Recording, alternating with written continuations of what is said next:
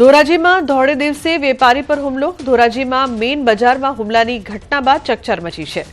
ધોરાજીમાં સિંધી સમાજના પૂર્વ પ્રમુખ દિલીપભાઈ રાયજા પર હિચકારો હુમલો થયો છે। કેટલાક શખ્સોએ આવીને અચાનક હુમલો કર્યો હતો। હુમલામાં ઇજાગ્રસ્તને 108 મારફતે પ્રથમ ધોરાજી સિવિલ હોસ્પિટલ લઈ જવાયા હતા। વધુ સારવારની જરૂર જણાતા તેને તાત્કાલિક રાજકોટ રિફર કરવામાં આવ્યા છે। આ બનાવને પગલે સમસ્ત સિંધી સમાજમાં ઉગ્ર રોષ ફાટી નીકળ્યો છે। હુમલાના વિરોધમાં સિંધી સમાજના વેપારીઓએ પોતાની દુકાનો બંધ રાખી પોલીસ દ્વારા આરોપી સામે કડક કાર્યવાહી કરવામાં આવે તેવી પ્રબળ માંગ ઉઠી છે।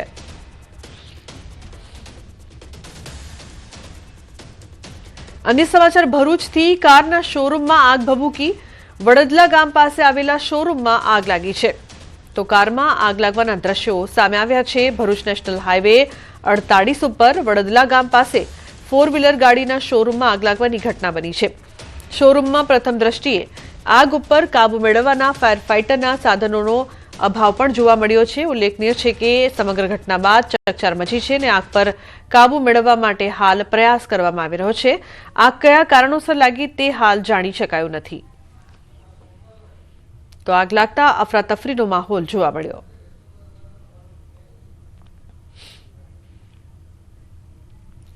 અમદાવાદ મહાનગરપાલિકાએ બુદ્ધિનું પ્રદર્શન કર્યું। સીજી રોડ ગિરીશ કોલ્ડ્રિંક્સની મીઠાખડી અંડરપાસ સુધીના એરિયામાં રોડ કરતા ફૂટપાથ મોટી કરી નાખી।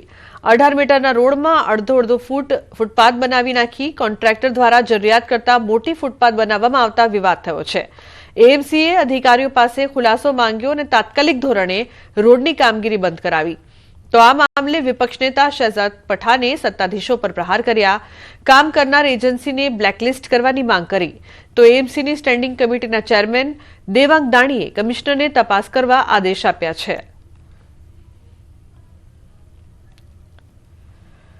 તો આ રસ્તો અહીંયાથી બહાર નીકળ્યા નહીં, બાજુમાં સિગ્નલ છે, અહીંયા સામેથી આવતી ગાડીઓ આ ડબલ પટ્ટી રોડ હતો, એમાં એક બાજુ આ લોકોએ કામ ચાલુ કરી દીધું। તો હવે આ માણસો આવશે ક્યાંથી અને જશે ક્યાંથી? પણ એમ કે આ કઈ રીતનું કામકાજ ચાલે છે એ જ કંઈ समझण नहीं पड़ती कि इस प्रकार के जो डिजाइन है उनके कंसल्टेंट को तात्कालिक ब्लैकलिस्ट करना चाहिए।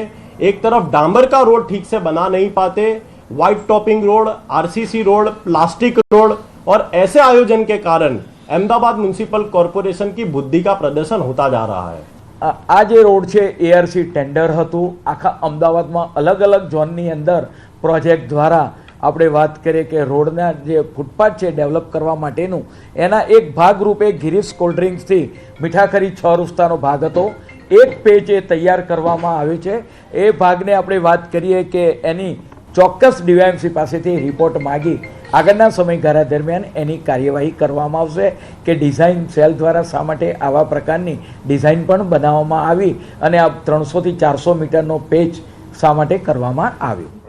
અમદાવાદ નગરપાલિકા ફરી વખત વિવાદમાં આવી છે। ફરી વખત એએમસીએ પોતાની બુદ્ધિનું દેવાળું છે તે અહીં ફૂંકી રહ્યું છે।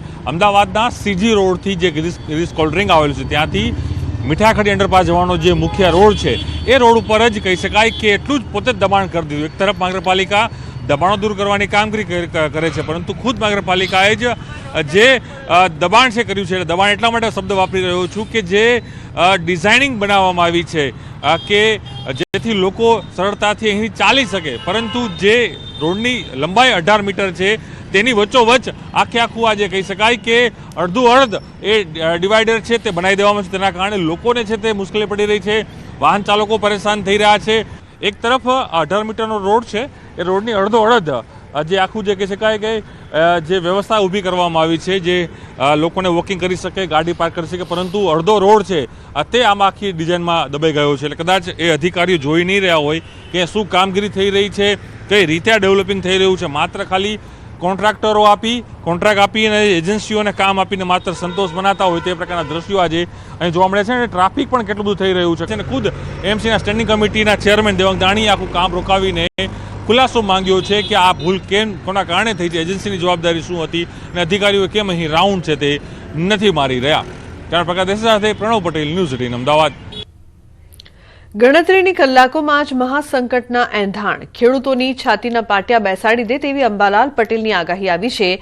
એક પછી એક આવતા વેસ્ટર્ન ડિસ્ટર્બન્સના કારણે જાન્યુઆરીના અંતમાં જ નહીં ફેબ્રુઆરીમાં પણ માવઠું ખેડૂતોના ભૂક્કા બોલાવશે।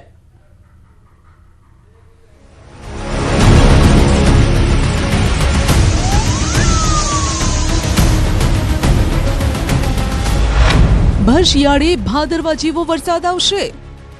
ભર શિયાળે જાણે ભાદરવાનો વરસાદ આવ્યો હોય તેવું જણાશે. સૌરાષ્ટ્ર કચ્છ ઉત્તર ગુજરાતમાં માવઠાનું સંકટ. અને ગુજરાતના ભાગોમાં, ઉત્તર ગુજરાતના ભાગોમાં પણ હવામાન પડતું નથી. પશ્ચિમ સૌરાષ્ટ્રના ભાગોમાં પણ હવામાન પડતું નથી. તદ ભાગોમાં કમોસમી વરસાદ થવાની શક્યતા રહેશે. માવઠા પહેલા મિની વાવાઝોડું આવશે. આ ગતિવિધિ ચાલુ થાય તે પૂર્વે ભારે પવન ફૂંકાશે. લગભગ પશ્ચિમ સૌરાષ્ટ્રના ભાગોમાં સામાન્ય પવન 30 કિલોમીટર જેટલો પર અવર અને wind gust 43 degree Celsius 43 degree પર અવરનો પવન ફૂંકાવાની શક્યતા રહેશે. ફેબ્રુઆરીમાં પણ માવઠું પડશે. ફેબ્રુઆરી માસમાં પણ હવામાનમાં વારંવાર પલટાવ છે, કારણ કે સામુદ્રિક પેરામીટરો સાનુકૂળ થઈ રહ્યા છે, એટલે ફેબ્રુઆરીમાં પણ માવઠું થવાની શક્યતા રહે છે. ખુશીની પેટી બાંધી લો અને તૈયાર થઈ જાઓ કુદરતની રોલર કોસ્ટર રાઈડ માટે. ગણતરીના કલાકો બાદ આવશે વાતાવરણમાં પલટો. એક પછી એક વેસ્ટર્ન ડિસ્ટર્બન્સ આવી રહ્યા છે, જેથી ગુજરાતના માથે માવઠાનું સંકટ તોડાઈ રહ્યું છે. અંબાલાલની આગાહી મુજબ બંગાળના ઉપસાગરનો ભેજ અને અરબ સાગરનો ભેજ વેસ્ટર્ન ડિસ્ટર્બન્સમાં સામેલ થવાની સંભાવના છે, જેના કારણે ભર શિયાળે ભાદરવા જેવો વરસાદ આવશે. પશ્ચિમ સૌરાષ્ટ્ર કચ્છ ઉત્તર ગુજરાતથી લઈ દક્ષિણ ગુજરાત સુધી કમોસમી વરસાદ પડશે. આ વેસ્ટર્ન ડિસ્ટર્બન્સના કારણે ભારે વરસાદ થવાનું ઉત્તર ભારતની સહિત રાજસ્થાન સુધીમાં રહેશે. કોઈ ભાગમાં 50 મિલીમીટર તો કોઈ ભાગમાં 100 મિલીમીટર જેવો વરસાદ થશે. ભર શિયાળે જાણે ભાદરવાનો વરસાદ આવ્યો હોય તેવું જણાશે. અને ગુજરાતના ભાગોમાં, ઉત્તર ગુજરાતના ભાગોમાં પણ હવામાન પડતું નથી. પશ્ચિમ સૌરાષ્ટ્રના ભાગોમાં પણ હવામાન પડતું નથી. તદ ભાગોમાં કમોસમી વરસાદ થવાની શક્યતા રહેશે. કમોસમી વરસાદ લગભગ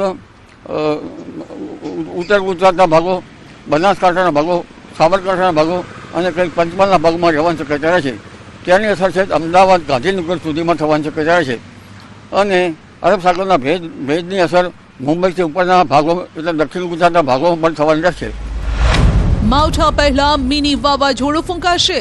22 થી 28 જાન્યુઆરી સુધી વાતાવરણમાં મોટા ઉલટફેરના એંધાણ છે, કેમ કે બે વેસ્ટર્ન ડિસ્ટર્બન્સ આવી રહ્યા છે. માવઠું પડે તે પહેલા તોફાની પવન ધમાચકડી મચાવશે. કૃષિ પાકનો ધનોત્પન્નોત નીકળી જાય તેવા પવનની સંભાવના છે. ખાસ કરીને આંબા પર આવેલા મોર ખરી પડે. દરિયા કિનારે તોફાની પવનના કારણે સાચવવાની અંબાલાલની પણ આગાહી છે. આ ગતિવિધિ ચાલુ થાય તે પૂર્વે ભારે પવન ફૂંકાશે. લગભગ પશ્ચિમ સૌરાષ્ટ્રના ભાગોમાં સામાન્ય પવન 30 કિલોમીટર જેટલો પર અવર અને wind gust 43 degree Celsius 43 degree પર અવરનો પવન ફૂંકાવાની શક્યતા રહેશે. જેના કારણે ત્યાં જરા સાચવવું, દરિયા કિનારામાં સાચવવું રહ્યું. ઉત્તર ગુજરાતના ભાગોમાં પણ વિન્ડ ગસ્ટ, સામાન્ય વિન્ડ ગસ્ટ 10 થી 15 કિલોમીટરની આસપાસ અને સામાન્ય પવન અને વિન્ડ ગસ્ટ લગભગ 20 કિલોમીટર 30